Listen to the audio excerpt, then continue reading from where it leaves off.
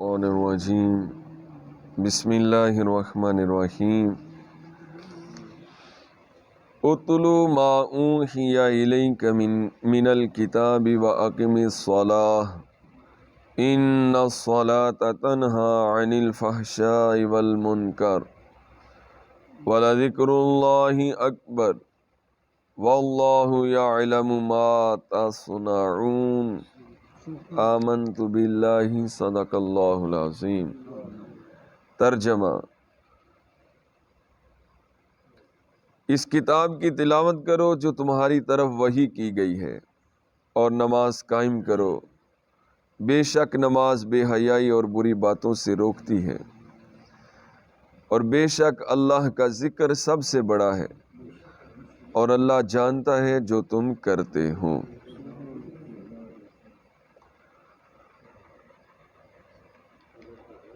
اللہ رب العالمین کی پاک ذات کبریائی کا بے پناہ بے حد و حساب فضل و کرم احسان اور شکر ہے، جس مالک کریم نے محض اپنے فضل و کرم سے ہم گناہ گاروں کو دامن مصطفیٰ صلی اللہ علیہ وسلم نصیب کیا ہے۔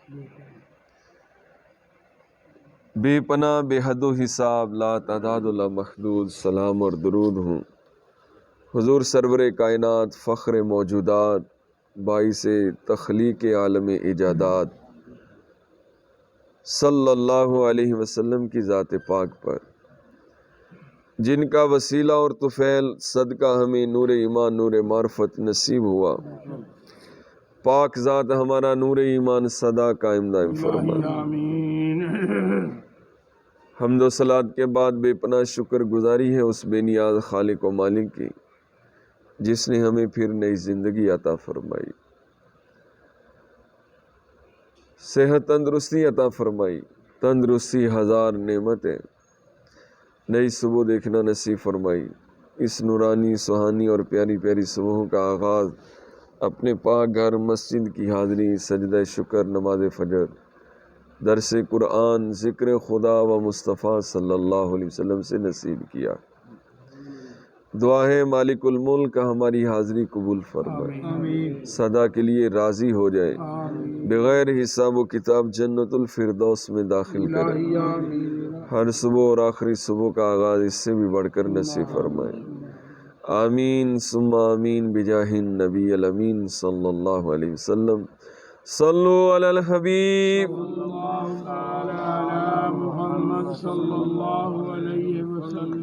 میرے محترم نمازی اسلام بھائیوں اور مکی چینل کے ناظرین، جیسا کہ آپ کو معلوم ہے کہ بورڈ والی مسجد خانقاہ ڈوگرہ میں فجر کی نماز کے بعد درس قرآن کا سلسلہ جاری و ساری ہے۔ توفیق خداوندی سے آج ہم نے 21ویں سپارے کی پہلی آیت ترجمہ کے ساتھ تلاوت کی اور سنی۔ کل کے درس قرآن میں بھی یہی آیت تلاوت کی گئی تھی۔ آئیے آج اس کی تفسیر کا بقیہ حصہ ملاحظہ کرنے کی سعادت حاصل کرتے ہیں۔ ہمارے معاشرے میں بہت سے لوگ ایسے بھی ہیں جو نماز پڑھنے کے باوجود گناہوں سے باز نہیں آتے، یعنی اللہ تعالیٰ تو فرما رہے کہ نماز گناہوں سے بچاتی ہے، لیکن یہاں ہم اپنی آنکھوں سے جو ہمارا مشاہدہ ہے وہ یہ ہے کہ نمازی نماز بھی پڑھ رہے لیکن وہ گناہوں سے باز بھی نہیں آ رہا۔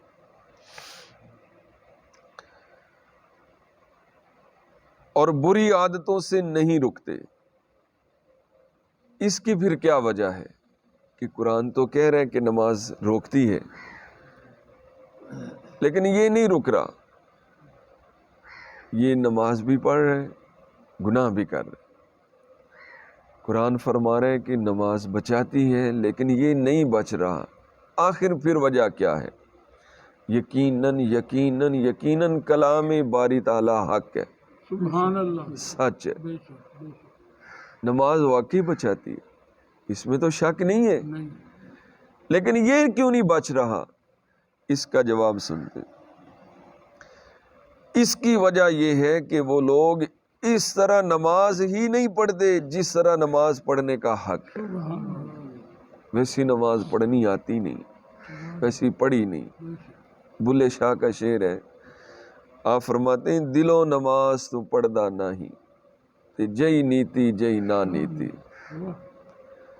تم ایسی پڑھتے ہو جیسی پڑھی کوئی نہیں، نہ پڑھنے جیسی تم پڑھتے ہو، جئی نیتی جئی نا نیتی، گٹے گوڈے مل مل دھونے تیرے اندروں گئی نہ پلیتی، دنیا دے دکھلاوے کارن تے پج پج وڑنے مسیتیں، بلے شاہ چل اوتھے پڑھیے جنہ کدے قضا نہیں کیتے۔ سبحان اللہ، سبحان اللہ۔ ہمیں ویسی نماز آتی نہیں، ہم پڑھ ہی نہیں سکتے۔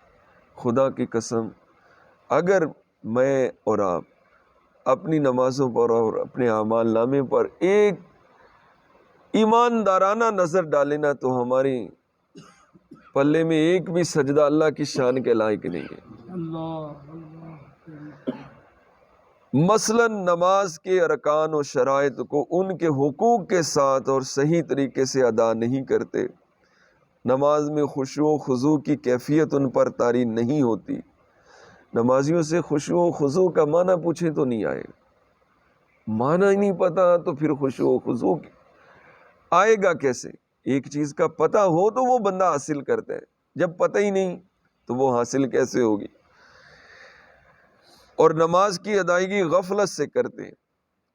دکاندار حضرات، میں بھی ان میں شامل ہوں، اپنے آپ کو میں بری ذمہ نہیں کر رہا، ایک عمومی بات کرو، کسی فرد واحد کو ٹارگٹ مقصود نہیں ہوتا۔ دکاندار حضرات اپنا دکان کا حساب نماز میں شروع کر دیتے ہیں، دانستہ طور پر یا نادانستہ طور پر۔ ان کی فکر گاہک میں ہوتی ہے، دکان میں ہوتی ہے، حساب میں ہوتی ہے، مال آیا ہے اب اس کو ان لوڈ کرنے، یہ مال یہ واپسی ہے اس کو لوڈ کرنے، یہ کرنے وہ کرنے، توجہ کاروبار کی طرف ہوتی ہے۔ اس طرح جس کا جو شوق ہے، جس کا جو شعبہ ہے، اس کی توجہ اس طرف ہوتی ہے۔ جو ظاہری نماز تو ہے لیکن حقیقی اور کامل نماز نہیں۔ حضرت حسن بصری رضی اللہ تعالیٰ عنہ فرماتے ہیں جس کی نماز اس کو بے حیائی اور ممنوعات سے نہ روکے وہ نماز ہی نہیں۔ اب کیا کرے؟ ہم تو ویسے نہیں پڑھ رہے، تو اب کیا کریں پھر؟ نماز گناہوں سے نہیں بچا رہی، ہماری نماز کامل نہیں، ہمیں صحیح نہیں آتی، تو اب اس کا کیا مطلب ہے، مقصد کیا ہے، اب حل کیا ہے، اب کریں کیا؟ کیا ہم پھر نماز ہی چھوڑ دیں؟ سب سے پہلا حملہ شیطان یہ کرتا ہے کہ یار پھر فائدہ ہی کی۔ وہ ایک کوئی شاعر ہوئے، انہوں نے اس طرح کا شعر بھی ایک لکھا ہے کہ کی فائدہ جلال پڑھیاں نمازاں دا، یہ نفع دی تھا نقصان ہوئے۔ لیکن یہ بات ان کا مقصد یہ نہیں ہے جو شیطان ہمارے ذہن میں ڈال دے۔ شیطان سب سے پہلے نماز کی روکنے کا وسوسہ ڈالے گا، حملہ کرے گا کہ یار چھٹو پنا، پھر کی فائدہ ٹکرا مارن دا، میں ٹائم بھی ضائع تے حاصل بھی کچھ نہیں، تو پھر پڑھ دے ہی نہیں، جدوں پڑھیاں نہ پڑھیاں ایکو جہیاں نے تو چھڈو پنا، کی لوڑ ہے مشقت کرن دی؟ نہیں، یہ شیطانی حملہ ہے، یہ شیطانی وسوسہ ہے۔ یاد رکھیے ناک پہ مکھی بیٹھے نا، مکھی کو اڑایا جاتا ہے، ناک نہیں کاٹی جاتی۔ نماز اگر گناہوں سے نہیں بچا رہی تو اس کا یہ مطلب نہیں کہ نماز کو چھوڑ دیا جائے، اس کا مطلب یہ ہے کہ نماز کو صحیح پڑھنے کی کوشش کی جائے، ٹھیک ہے۔ اور ایک بزرگ فرماتے ہیں کہ آگ لگی ہوئی ہو نا، یعنی اگر بالفرض ہماری نمازیں صحیح نہ بھی ہو پائیں، ہم کوشش نہیں بھی کر پاتے، ہم نہیں سیکھنے کی طرف آ رہے، نہیں وقت مل رہا، نہیں ہم سے سستی ہو رہی ہے، نہیں پڑھ رہے، ہم ویسی نہ پڑھ سکے پوری زندگی جیسی پڑھنی چاہیے، اور اس کی شان کے لائق تو پڑھ ہی کوئی نہیں سکتا، پھر بھی جو کامل نماز جس طرح پڑھنے کا حکم ہے نہ بھی ہم پڑھ سکے، یہ ٹوٹی پھوٹی جو ہم پڑھ رہے ہیں یہ بھی فضول نہیں جائیں گی۔ ایک بزرگ فرماتے ہیں کہ آگ لگی، مثال دے کے دیکھیں، اسلاف ہمارے اکابر بزرگان دین، اولیاء، صوفیاء، علماء، صلحاء نے کتنی پیاری پیاری مثالیں دے کر ہم پر حق کو اشکار کیا ہے۔ فرماتے ہیں آگ جل رہی ہو تو اس کو بجھانے کے لیے یہ ضروری نہیں کہ صاف ستھرا شفاف پانی اس پر ڈالا جائے تو وہ بجھے گی، گندا پانی بھی ڈال دیا جائے تو وہ بجھ ہی جاتی ہے۔ بلا تمثیل آپ فرماتے ہیں کہ اسی طرح ہماری نمازیں کامل نہ صحیح جہنم کی آگ بجھنے کے لیے یہ بھی کافی ہوئے، اس لیے پیچھے نہ ہٹو، ڈٹے رہو، لگے رہو، نماز کی بھی اصلاح ہو جائے گی اور کردار کی بھی اصلاح ہو جائے سبحان گی۔ اللہ، بھاگنا، میدان چھوڑنا، نماز چھوڑنا یہ مردانگی نہیں ہے، واہ، یہ شیطان کی کامیابی ہے، اور جو بندہ ڈٹا رہتا ہے، استقامت حاصل کر لیتا ہے، یہ اس بندے کی کامیابی ہے جو اللہ کی طرف سے اللہ سے عطا فرماتا ہے۔ حضرت عبداللہ بن عباس رضی اللہ تعالیٰ عنہما سے روایت ہے، حضور اقدس صلی اللہ علیہ وسلم نے ارشاد فرمایا، جس شخص کو اس کی نماز بے حیائی اور برائی سے نہ روکے تو اسے اللہ تعالیٰ سے دوری کے سوا کچھ حاصل نہیں ہوتا۔ خشوع و خضوع کس طرح ہونا چاہیے؟ ہمارے آقا علیہ الصلوۃ والسلام کا خشوع و خضوع کیسا ہوتا تھا اور ہمارے اسلاف کا خشوع و خضوع کیسا ہوتا تھا؟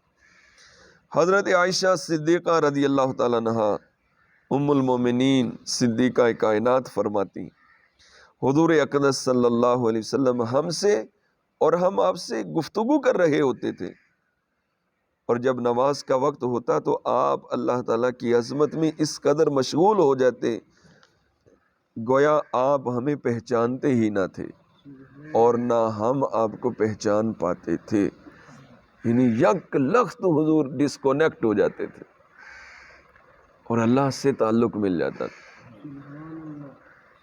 ایک مسجد میں لکھا ہوا تھا، موبائل کی فوٹو بنا کے نا اس پہ ریڈ کراس دیا ہوا تھا اور نیچے لکھا تھا کہ دنیا سے رابطہ ختم، اللہ سے رابطہ شروع۔ لیکن ہمارا حضور علیہ الصلوۃ والسلام گھر میں اپنی ازواج کے ساتھ گفتگو کر رہے ہوتے، نماز کا وقت ہو جاتا تو حضور ہر چیز بھول جاتے اور اللہ کی طرف متوجہ ہو جاتے، اللہ سے رابطے میں آ جاتے۔ یعنی پہلے بھی حضور کا رابطہ ایک سیکنڈ کا کروڑواں حصہ بھی اللہ سے منقطع نہیں ہے، لیکن مزید اس میں عروج مل جاتا، اس میں مزید ترقی ہو جاتی اور حضور گرد و پیش سے اپنے گھر والوں سے بھی بے خبر ہو جاتے۔ حضرت عائشہ فرماتی ہیں ایسا ہو جاتا، حضور پر ایسی کیفیت طاری ہو جاتی کہ حضور جیسے ہمیں جانتے ہی نہیں ہیں۔ اس طرح حضور کی نماز کی طرف توجہ ہو جاتی تھی، اللہ کی طرف توجہ ہو جاتی تھی۔ تو ہماری مسجد میں آ کے بھی موبائل کی طرف توجہ رہے، نمازیوں دنیا کی طرف، سیاست کی طرف، تبصروں کی طرف، کاروبار کی طرف، دنیا کی طرف اور گھر کی طرف، ایسا نہیں ہونا چاہیے۔ جب نماز کا وقت ہو جاتا تو حضرت علی المرتضیٰ کرم اللہ تعالی وجہہ الکریم پر کپ کپاہٹ طاری ہو جاتی اور چہرے کا رنگ بدل جاتا۔ ایک دن کسی نے پوچھا، اے امیر المومنین آپ کو کیا ہو جاتا ہے؟ فرمایا اس امانت کی ادائیگی کا وقت آ گیا ہے جسے اللہ تعالیٰ نے آسمانوں، زمین اور پہاڑوں پر پیش کیا تو انہوں نے اسے اٹھانے سے معذرت کر لی اور اسے اٹھانے سے ڈر گئے۔ حضرت علی بن حسین یعنی زین العابدین رضی اللہ تعالیٰ عنہما کے بارے میں مروی ہے کہ جب آپ وضو کرتے تو آپ کا رنگ زرد ہو جاتا، زرد پیلا، یلو کلر ہو جاتا آپ کا۔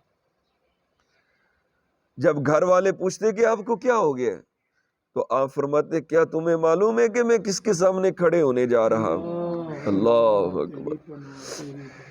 حضرت حاتم اسم رحمت اللہ علیہ سے ان کی نماز کے بارے میں پوچھا گیا تو آپ نے فرمایا جب نماز کا وقت ہو جاتا ہے تو میں مکمل وضو کرتا ہوں، پھر اس جگہ آ کر بیٹھ جاتا ہوں جہاں نماز پڑھنے کا ارادہ ہوتا ہے، یہاں تک کہ میرے اعضاء پرسکون ہو جاتے ہیں، پھر میں نماز کے لیے کھڑا ہوتا ہوں، کعبہ شریف کو آنکھوں کے سامنے، پل صراط کو قدموں کے نیچے، جنت کو دائیں اور جہنم کو بائیں طرف اور موت کے فرشتے کو اپنے پیچھے خیال کرتا ہوں اور اس نماز کو اپنی آخری نماز سمجھتا ہوں، پھر امید اور خوف کے درمیان کے جذبات کے ساتھ کھڑا ہوتا ہوں اور حقیقی طور پر اللہ تعالیٰ کی بڑائی کا اعلان کرتا ہوں، قرآن مجید ٹھہر ٹھہر کر پڑھتا ہوں، رکوع عاجزی کے ساتھ اور سجدہ ڈرتے ہوئے کرتا ہوں، بایاں پاؤں بچھا کر اس پر بیٹھتا ہوں، دائیں پاؤں کو انگوٹھے پر کھڑا کرتا ہوں، اس کے بعد اخلاص سے کام لیتا ہوں، پھر مجھے معلوم نہیں کہ میری نماز قبول ہوتی ہے یا نہیں۔ اللہ، ہم کس طرح کی پڑھ کے اپنے آپ کو کیا سمجھ رہے ہیں؟ ہاں جی، اللہ اکبر۔ یہ حاتم اسم رحمۃ اللہ علیہ کی شان ہے۔ ایک بزرگ کی نماز کا آپ نے سنے، انہوں نے تحدیث نعمت کے لیے اپنا خشوع و خضوع بیان کیا کہ میں نماز اس طرح پڑھتا ہوں، کتنے تصورات میں، کتنے خیالات میں کہ دائیں طرف جنت ہے، بائیں طرف جہنم ہے، پیچھے ملک الموت ہے، پل صراط میرے نیچے ہے، اور میں اس طرح سے نماز پڑھ رہا ہوں، سجدہ اس طرح کرتا ہوں، رکوع اس طرح کرتا ہوں، میں تحیات ایسے بیٹھتا ہوں، نماز کے بعد میرے یہ خیالات ہوتے ہیں۔ کیسی کامل نمازیں ہوا کرتی تھیں، اے کاش کہ ان نمازوں کے صدقے، ان نمازیوں کی نمازوں کے صدقے ہم گناہ گاروں کی بھی ٹوٹی پھوٹی نمازیں سدا کے لیے قبول ہو جائیں، اور اللہ تعالی ہمیں اپنی نمازوں کی اصلاح کرنے کی بھی توفیق عطا فرمائے۔ آمین بجاہ النبی الامین صلی اللہ علیہ وسلم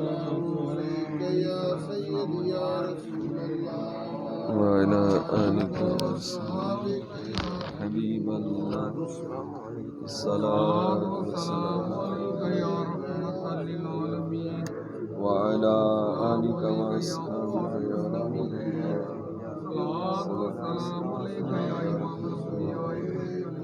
الصلاة والسلام عليك يا رسول الله وعلى آلك وأصحابك يا حبيب الله. الصلاة والسلام عليك يا نور الله. الصلاة والسلام عليك يا خير خلق الله. الصلاة والسلام عليك يا نبي الله. الصلاة والسلام عليك يا خاتم رزق الله. الصلاة والسلام عليك يا خير خلق الله. الصلاة والسلام عليك يا زينة عرش الله. الصلاة والسلام عليك يا محبوب رب العالمين. الصلاة والسلام عليك يا رسول الله. الصلاة والسلام عليك يا رحمة للعالمين. الصلاة والسلام عليك يا جد الحسن والحسين وعلى آلك وأصحابك يا نور المؤمن. بسم اللہ الرحمن الرحیم، اللہم صلی علی سیدنا و مولانا محمد وآلہ وصحبہ وبارک وسلم، صلاۃ و سلام علیک یا رسول اللہ۔ یا رسول اللہ انظر حالنا، یا حبیب اللہ اسمع قولنا، اننا فی بحر حم مغرق خذ یدنا سہل لنا اشکالنا، یا ربی بالمصطفیٰ بلغ مقاصدنا، بلغ مقاصدنا، بلغ مقاصدنا، واغفر لنا ما مضى یا واسع الکرم، ربنا آتنا فی الدنیا حسنة وفی الآخرة حسنة وقنا عذاب النار، یا رب العالمین، یا ارحم الراحمین، یا اکرم الاکرمین، یا ذا القوة المتین، آمین یا ذا الجلال والاکرام، آمین یا حی یا قیوم۔ آمین نبی پاک صلی اللہ علیہ وسلم کی طفیل، کل صحابہ اور اہل بیت کی طفیل، آمین کل نبیوں اور ولیوں کی طفیل، آمین ہم سب کی نماز فجر کی حاضری قبول فرما، آمین ہمارے سارے گزشتہ گناہ نیکیوں میں تبدیل فرما، آمین ہمیں صدا کے لیے اپنی رضا نصیب فرما، آمین بغیر حساب و کتاب جنت الفردوس میں داخل، آمین صدا کے لیے ایمان کی سلامتی عطا فرما، آمین صدا کے لیے بیڑے پار فرما۔